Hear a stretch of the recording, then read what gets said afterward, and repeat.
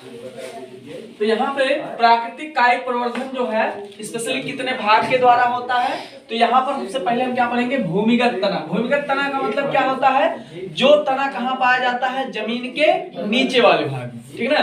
तो ये मत सोचिएगा कि जो है जमीन के नीचे जो पाया गया सब जड़ ही है, जमीन के नीचे जो पाया गया सब जड़ है। हम लोग ऐसे ही मानते हैं ना कि जो जमीन के नीचे पाया जाता है वो जड़ है, जो जमीन के ऊपर पाया जाता है वो क्या है, तना है। ठीक, ऐसा नहीं है। कुछ चीजें जो है ऐसी हैं जिनके निचले वाले भाग में, जमीन के नीचे वाले भाग में भी तने पाए जाते हैं। जैसे हमारा मूली हो गया, ठीक, आलू हो गया, अदरक हो गया, अरवी हो गया, प्याज हो गया, ठीक ना। इस सब में हमारा जो तना होता है वो कहाँ पाया जाता है, नीचे वाले भाग में। ठीक, तो जो तने वाला भाग नीचे पाया जाएगा, या जिन पौधों में या जिन पादपों में तने जमीन के निचले भाग में पाए जाते हैं, उसे हम क्या कहते हैं, भूमिगत तना। ठीक, तो भूमिगत तना में जो है हमारा क्या क्या आता है, तो उसमें वैरायटी है, एक सल्ककंद जिसको क्या बोलते हैं इंग्लिश में, बल्ब। ठीक, और उसका एग्जांपल क्या आ जाएगा, लहसुन और प्याज। ठीक, दूसरा क्या है, घनकंद। घनकंद को इंग्लिश में क्या बोलते हैं, कॉर्न। इसका एग्जांपल क्या हो जाएगा, अरबी। ठीक, तीसरा क्या हो जाएगा, प्रकंद, जिसको इंग्लिश में क्या बोलते हैं, राइजोम। इसका एग्जांपल क्या हो जाएगा, अदरक और हल्दी। ठीक, और लास्ट क्या हमारा, कंद या ट्यूबर, जिसका एग्जांपल क्या हो जाएगा, आलू। आलू में आप देखेंगे ना कि आंख निकलता है जो, ठीक, जिसको हम लोग आंखा बोलते हैं, तो वो जो उसका जो मांसल भाग होता है आलू का, जिसको हम खाते हैं, वो क्या कहलाएगा, कंद। उसी को हम क्या बोलते हैं, कंद। जो हम खाते हैं, सब्जी बनाते हैं ना, उसका मांसल भाग, उसी को हम क्या बोलते हैं, कंद बोलते हैं। ठीक, और फिर इसमें जो है प्रकंद, आप देखेंगे ये अदरक और हल्दी में जो है जैसे गांठ टाइप का जो होता है ना, वहां पे आप देखेंगे कि जो रहता है, अगर इसको अनुकूल स्थिति और परिस्थिति तापमान वगैरह मिल जाए ना, तो ये जो आपको गांठ दिखाई दे रहा है, यहीं से क्या हो जाएगा, इसमें अंकुरण हो जाएगा। ठीक, मैं आपको बता रहा हूँ कि मतलब फ्रिज में अदरक रखा हुआ था, वो क्या हो गया था, जम गया था, रखे रखे। ठीक, तो यहाँ पे क्या हुआ, मतलब उसको तापमान वगैरह क्या चाहिए, कम चाहिए, तो वो क्या हो जाएगा, अपने आप जम जाएगा। ठीक, तो यहाँ पे जो है ये क्या हुआ, इसमें यहीं से अंकुरण शुरू हो जाता है। फिर बात करते हैं अरबी में। अरबी में भी आप देखेंगे लगभग इसी टाइप का जो गांठ वाला भाग होता है, वहीं से उसमें निकलना शुरू हो जाता है। फिर बात करते हैं बल्ब या ये सल्ककंद की। ठीक है, तो जो चीजें आपको देखने में बल्ब टाइप की दिखाई दे, उसको हम किस में काउंट करेंगे, सल्ककंद में। ठीक, अब इसमें जो हमारा क्या हो जाएगा, लहसुन और प्याज। आप देखेंगे लहसुन और प्याज देखने में कैसा होता है, बल्ब जैसा होता है। अब लहसुन और प्याज में देखिएगा कि इसका जो ये वाला भाग है, ये हमारा क्या है, तना है। ठीक ना, ये इतना भाग क्या हमारा, तना, जो हम खाते नहीं है, जिसको हम खाते हैं, यूज करते हैं, वो हमारा क्या है, तना है। और जो नीचे उसके क्या होता है, वो जड़ होता है। ठीक, इसका मतलब जो मूली है ना, वो भी जो है हम कह सकते हैं जड़ नहीं है, बल्कि क्या, वो तना है। अब देखिए उसमें जड़ कहाँ पाया जाता है, ये मूली ऐसे होता है, ऐसे ना। ठीक, अब यहाँ इसमें अगल बगल निकला होता है, ये सब क्या है, उसका जड़ है। ठीक है ना, तो जो हम खाते पीते, सीधा सीधा याद रखना है, जो हम खाने पीने में यूज करते हैं, सीधा सीधा वो जड़ नहीं, बल्कि क्या, वो तना है। बस इतना याद रखना। अदरक खाते हैं, आलू खाते हैं, अरबी खाते हैं, लहसुन प्याज खावे करते हैं, मूली खाते हैं, गाजर खाते हैं, जो खाए वो जड़ नहीं, बल्कि क्या, वो तना है। ठीक, अच्छा, जड़ कई प्रकार का होता है। जड़ स्पेशली दो प्रकार का, मेन एक मूसला जड़ और एक अपस्थानिक जड़। कितने प्रकार का होता है, यही थोड़ा सा जड़ के बारे में भी जान लेते हैं। जड़ कई प्रकार का होता है, एक मूसला जड़ और एक अपस्थानिक जड़। मूसला जड़ जो सीधे जाती है ना, हाँ, मूसला जड़ जो सीधे जाती है वो सही है, लेकिन जो है उसको चित्र सही समझने में ज्यादा मजा आएगा। ठीक, देखिए मान लेते हैं ये एक ठो पेड़ है ना। अब ये आम लगाए थे, मान लेते हैं। अभी मान लीजिए हरियाली नाम का हरियाली नाम का चीज इसमें नहीं है, इसमें जो है कोई और आली है। ठीक है ना, अब यहाँ पे मान लेते हैं ये आम का पेड़ है, तो इसमें आप देखेंगे एक जो है जड़ जाएगा नीचे मेन वाला जी, सीधा सीधा जाएगा। अब उसके अगल बगल जो ऐसे निकला रहेगा, है ना। देखिए अब ये जो ऐसे ऐसे काम करेगा यहाँ पे, तो इसमें ध्यान देना है कि ये जो मुख्य जड़ होगी, ये जो मुख्य जड़ होगी उसको हम क्या बोलेंगे, मूसलाधार। अच्छा ये देखने में भी आपको अलग दिखेगा जी, ये जो है थोड़ा सा एडवांस रहेगा, मतलब सबसे मजबूत रहेगा और सबसे तगड़ा रहेगा। बाकी जो साइड वाली होती वो क्या होती हैं, कमजोर होती, ठीक ना। तो ये मान लेते हैं हम लोग आम है, क्या है ये, आम, ठीक। फिर जो है एक मामला और आता है, मान लीजिए आपने गेहूं बोया, क्या गेहूं, तो गेहूं देखेंगे आप ऐसे ऐसे बहुत सारा निकला होता है, गेहूं हो गया, धान हो गया, ठीक। मान लीजिए गेहूं अभी सिंचाई उचाई हुआ, खाद नहीं पड़ा है, ठीक है, बारिश बहुत ज्यादा हो रहा है, तो यहाँ पे मान लीजिए क्या है, गेहूं है। दोनों में तो देखा जाए अंतर क्या है, तो ध्यान दीजिएगा, इसमें जो है ना एक मुख्य जड़ होती है और ये सब बाकी क्या है, सहायक जड़ें हैं। ये सब क्या है, सहायक जड़ें हैं। तो जो मूसला जड़ होती है उसमें क्या होता है, एक मुख्य जड़ होती है। ये कौन सी जड़ हो जाएगी, मुख्य जड़, और ये सब कौन सी हो जाएंगी, तो सहायक जड़ें। मतलब सहायक कहाँ होते हैं, हाँ एक चीज याद रखना, आप लोग देखते होंगे ना कि कोई कोई पेड़ और जो आंधी में गिर जाता है, लेकिन उसके बगड़िए वाला पेड़ जो खड़ा होकर मुस्कुराता है वो काहे नहीं गिरा। देखिए ये जो जड़ें होती हैं इनका बेसिक काम होता है नंबर 1। जैसे मान लीजिए कोई पिलर कहीं पे खड़ा किया जा रहा है, उसमें पहले सरिया डालते हैं, सरिया डालने के बाद उसको बांधते हैं इधर उधर से, ठीक ना। और फिर पिलर क्या करते हैं, वो आप उस पे 5 मंजिला घर बना दीजिए, फिर भी घर टिका रहेगा। लेकिन अगर पिलर की क्वालिटी सही है, पिलर सही बना है, पिलर जो है डिस्टर्ब नहीं है, पिलर में जो है मसाला जो पड़ा वो सही पड़ा, तभी घर टिकेगा। नहीं तो अगर इसमें जो है ये सब जो सहायक जड़ें हैं ये सही तरीके से पकड़ बनाई हुई हैं, तभी जो है पेड़ पौधा आंधी तूफान आने पर भी टूटेगा नहीं, टूटेगा। अगर इन्होंने पकड़ सही नहीं बनाया तो पेड़ क्या हो जाएगा, तो एक तो ये जो द्वितीयक जड़ें होती हैं ये क्या करती हैं, पकड़ बनाने का काम करती, मतलब अगल बगल से आंधी तूफान आए तो पकड़ बनाने का काम करेंगी। साथ ही जो है ये भोज्य पदार्थों मतलब जल वगैरह के लेन देन का भी काम करती है, ठीक है ना। और एक चीज ध्यान दीजिएगा कि आप लोग देखते होंगे कि थोड़ा सा गहराई में जा रहे, कोई दिक्कत तो नहीं ना। आप लोग देखते होंगे कि मान लीजिए आपका जो है खेत है, खेत में आपके मान लीजिए एक आम का पेड़ है और आप धान फसल लगाए, ध्यान दीजिएगा थोड़ा सा, धान का फसल लगाएं और आम का पेड़ है एक, आप देखेंगे कि जब सूखा पड़ने लगता है तो आपका जो धान का पेड़ है, धान का पौधा वो सूखने लगता है, लेकिन आम का पेड़ नहीं सूखता। ऐसा काहे, सोचने वाली बात है ना। हाँ बोलिए,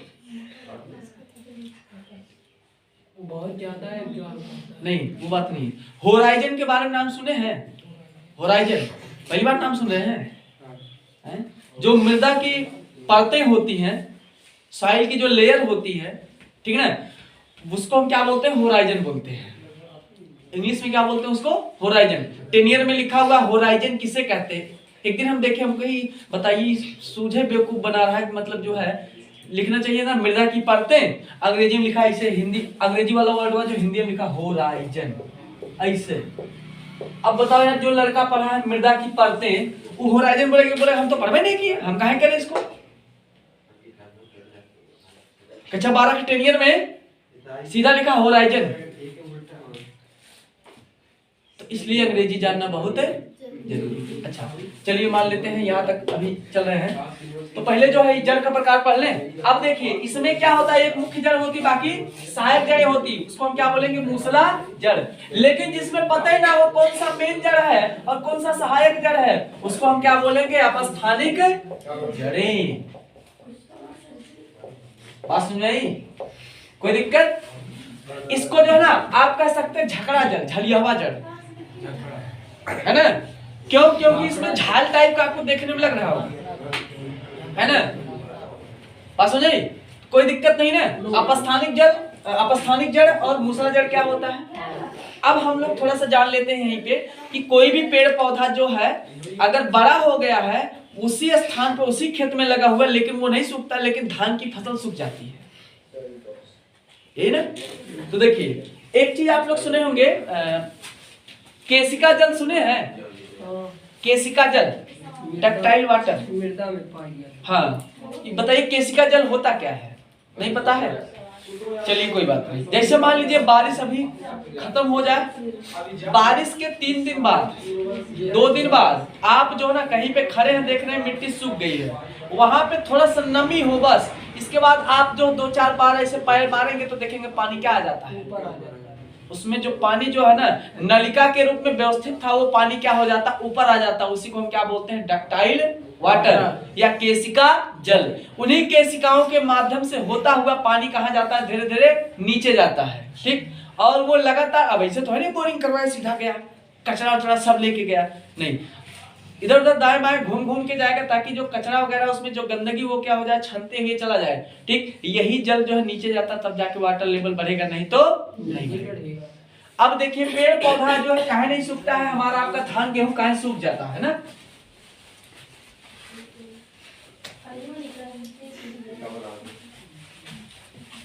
उसका भी कारण है। देखिए पृथ्वी का परत बना रहे हैं, एक परत ये हो गया, ये हो गया परत नंबर 2, ये हो गया परत नंबर 3 और ये हो गया परत नंबर 4। तब जाकर के पृथ्वी में क्या है? जल है। यहाँ पे क्या है? जल है। फिर ये परत नंबर 5 और फिर ये परत नंबर, ठीक है ना? बात समझ आई? मतलब पृथ्वी इतने मोटा है, अभी बोर्ड पे इतना मोटा नहीं बता सकता इतने मोटा है, बोरिंग वोरिंग कर दोगे तो पता लगा कोई अभी उठाया चाकू को, बोला हम तो चाकू से बोरिंग कर लेंगे, ठीक। ध्यान दीजिएगा, हम लोग जो है ना ये वाली मिट्टी के काम करते हैं, अपना खेती बाड़ी रहते हैं, घर द्वार बनाते हैं, सब कुछ इसी में बनाते हैं, ठीक। तो हमारा आपका जो ना पेड़ पौधा है बेचारा यही नहीं पार कर पाता है, पहला सेक्शन, ठीक। और पानी कहाँ पे है? तो यहाँ पे है। सड़े गले जो कोयले वगैरह बनते हैं वो यहाँ पे बनते हैं, बात समझ रही है? ये 3 और 4 में बनते हैं, तीसरे और चौथे लेयर में। इसलिए गांव आम आदमी आज तक नहीं पता कर पाया कि कोयला कहाँ है। तो अभी तो मतलब जो है गड्ढा उड्ढा खोदता रहता है बराबर हर गांव में, ठीक। काम धाम करने वाले जो मजदूर लोग होते हैं। तो यहाँ पे ध्यान दीजिएगा, जो हम आप गेहूं बोते हैं ना, धान लगाते हैं, उसका जड़ जो है यहीं तक रह जाता है। और पानी कहाँ पे है? अस्थाई वाला पानी जो हम लोग जो है नल से निकालते हैं, वो कहाँ पे है? यहाँ पे है। चौथे लेयर नहीं, पांचवें, यहाँ पे है ना, 4 लेयर की बात है ना। लेकिन हमारा आपका जो धान और गेहूं का जो है सिस्टम है वो कहाँ तक है? यहीं तक है। और जो पेड़ होता है उसकी जड़ लगभग यहाँ तक पहुंच जाती है। तो ये बताइए पेड़ के संपर्क में, पानी के संपर्क में है कौन? पेड़ है बड़ा वाला कि धान गेहूं? तो पेड़ काहे नहीं सूखता है? क्योंकि वह जल के संपर्क में बना हुआ है। गेहूं सींचते हैं ना तो क्या होगा? देखिए कमजोर आदमी के साथ हमेशा धोखाधड़ी होता है, सही बात है। गरीब आदमी हमेशा परेशान होता है। एक तो बेचारा ऊपर कमजोर है, सिंचाई किया गया तो थोड़ा बहुत पानी रिस्क के इधर चला आया। मतलब इसको 100-200 ग्राम जो मिला वो नीचे आ गया, कुछ उड़ गया। इसका नीचे बंद है, ये अपना टंकी 2000 लीटर का बनवा के बंद कर लिया, यहाँ से कुछ जाने वाला नहीं है। तो यहाँ पे एक चीज हमको देखने को मिल रहा है कि जो हम सिंचाई करते हैं ना, वो पानी जब तक रहेगा तब तक हमारा आपका फसल जो है टिकाऊ रहेगा। अब इसमें जो जल होता है वो केशिकाओं या नलिकाओं के रूप में जो है संरचना बन जाती है, उसी में क्या हो जाता है? भर जाता है। तो वही पानी जब तक रहेगा तब तक बोलेंगे हाँ खेतों में नमीवा है ना। तो मतलब वही पानी जब तक टिका हुआ है वहां पर, तब तक हमारा आपका धान गेहूं हरा रहेगा। उसके बाद उसका विकलांगता वाला लक्षण शुरू। और पेड़ पौधा उसी खेत में लगा हुआ है लेकिन वो सूखता नहीं है, क्योंकि वो नीचे से पानी को क्या करता है? ठीक है ना। और सोचिए कि एक चीज और यहाँ पे है, हमको आपको जो ना जो धान गेहूं बोए हैं यूरिया डाई डालते रहना है। ये पेड़ बोलता है हमें कुछ नो नीड ऑफ फर्टिलाइजर। ठीक, बताइए काहे? अभी हम बताएं कि सड़ा गला जो पदार्थ होता है वो यहाँ पे पाया जाता है, और धान गेहूं है कहाँ? ऊपर है। ठीक ना? तो ज्यादा सड़न गलन की जो प्रक्रिया होती है वो तीसरे लेयर से मान के चलिए बढ़िया होती है, तीसरे लेयर में। अब ये तीसरे लेयर से होके गुजरा है, बोला इधर चाउमीन बर्गर सब मिल रहा है, इसको सारे पोषक तत्व मिल रहे हैं, ये बोल रहा है अंदर से हमको नहीं मिल रहा, तो एक काम करिए दुकान से मंगवा लेते हैं, तो बाहर से यूरिया ला करके इधर डाल देते हैं। बात समझ आई? तो इतना क्लियर हो गया ना? वही खेत में, उसी खेत में कोई पेड़ पौधा लगा हुआ है बड़ा वाला, तो उसको जो है ना तो हमको बाहर से जल देने की जरूरत होती है, और ना ही खाद पानी देने की जरूरत होती है, ना कोई उर्वरक डालने की जरूरत होती है। लेकिन उसी खेत में आप जो है फसल लगाए हैं तो आपको जो है डालने की जरूरत पड़ती है यूरिया डाई पोटास, ये वो दुनिया भर का काहे, क्योंकि बेसिक मामला कहाँ पे है? तीसरे लेयर। पहले लेयर में जो ना अब घटनकारी वाले जीव नहीं पाए जाते हैं, इसलिए यहाँ पर कोई सड़न गलन की प्रक्रिया शुरू नहीं होती। दूसरे लेयर में क्या होता है कि अब घटनकारी जीव उपस्थित होते हैं, यहीं से सड़न गलन की क्रिया शुरू होती है। तीसरे लेयर में एकदम बढ़िया वाला सड़ा गला, यही बोला हम तो इधर है हमारा रास्ता है, जाएंगे डेली 2-4 बर्गर लेके जाएंगे। ठीक, तो यहाँ पे जो है पेड़ पौधे जो है कितना खराब कंडीशन रहेगा लेकिन वो अपने आप को सुधार लेगा। लेकिन आप सोचिए धान गेहूं जो है ना उसको आप लगा दीजिए, इसके बाद जो है केवल पानी देते रहिए, यूरिया पोटाश डाई ना डालिए, तो आपका धान गेहूं अच्छा नहीं होगा। मतलब किसी न किसी तरह से आपको वहां पर जो है आप सोचेंगे कि यार कुछ लोग तो नहीं डालते, कुछ लोग मतलब जो है कंपोस्ट वाला डालते हैं, डाले तो कहीं से लाके, मतलब घुमा फिरा के धान गेहूं में आपको डालना है तो डालना है।